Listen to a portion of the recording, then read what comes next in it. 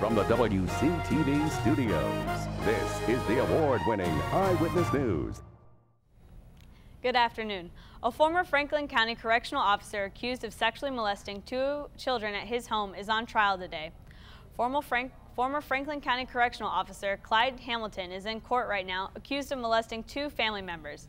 The 2 victims say the incidents happened at Hamilton's home in Wakulla County over a span of 5 or 6 years. After being questioned, Hamilton denied all allegations. Both the state and the defense presented their opening arguments this morning, and so far, the father of the victims and the victims themselves have testified before the jury. We'll have more on this story later on Eyewitness News.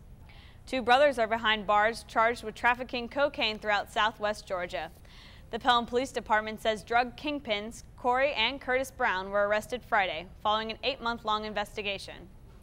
Officers say Curtis Brown was at Maples Barbershop in Pelham when they observed him completing a drug deal. He was arrested after a short foot chase. Investigators say he had 50 grams of cocaine on him, valued at $5,000.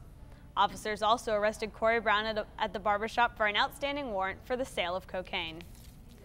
We've learned that the body found in Lake Talquin is that of a white male, but authorities have not yet been able to identify the man. Leon County Sheriff's deputies say they responded to the area of Jack Vaz Landing near the Fort Brandon community in reference to a death investigation around 3:30 on Sunday. Detectives say preliminary results from yesterday's autopsy indicate an apparent drowning. Authorities say foul play is not suspected.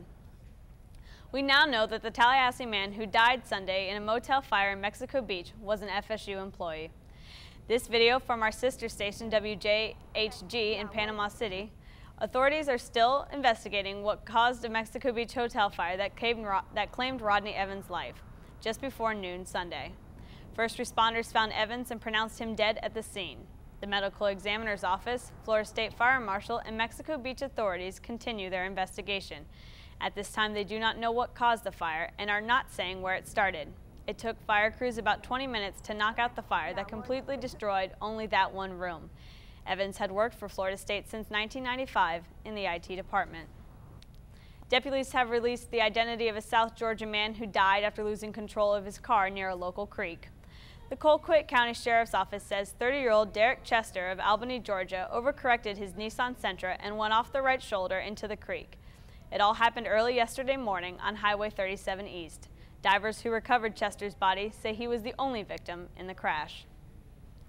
A 9-year-old boy helped save the life of his little sister when she nearly drowned in their backyard pool.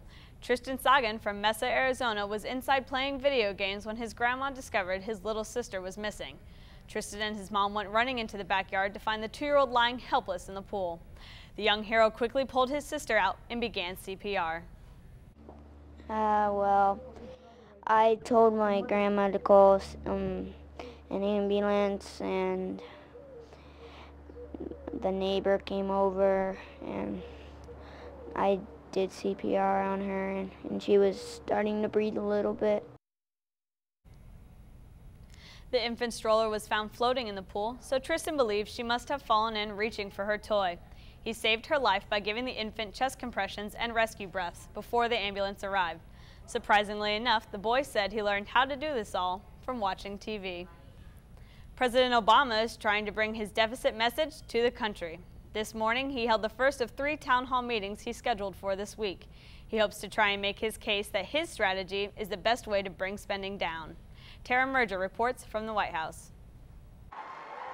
President Obama arrived at a Virginia community college as part of his effort to show he's serious about slashing the deficit. If we keep on spending more than we take in, it's going to cause serious damage to our economy. He took questions about his spending plan during this town hall meeting. The president and top Republicans have very different proposals to cut the deficit, and on Monday, Wall Street sent a signal that it's time to stop the bickering. Standard & Poor's lowered its outlook for U.S. credit from stable to negative. The ratings firm is concerned Republicans and Democrats are so far apart they won't be able to reach an agreement that brings the amount the government spends in line with the amount of money it takes in. The White House is much more optimistic. A spokesman here insists the prospects for striking a deal on a budget that slashes spending are better than Wall Street believes. Republicans were quick to argue the ratings change should be a wake-up call to lawmakers. In a statement, House Majority Leader Eric Cantor said getting spending and our deficit under control can no longer be put off for another day.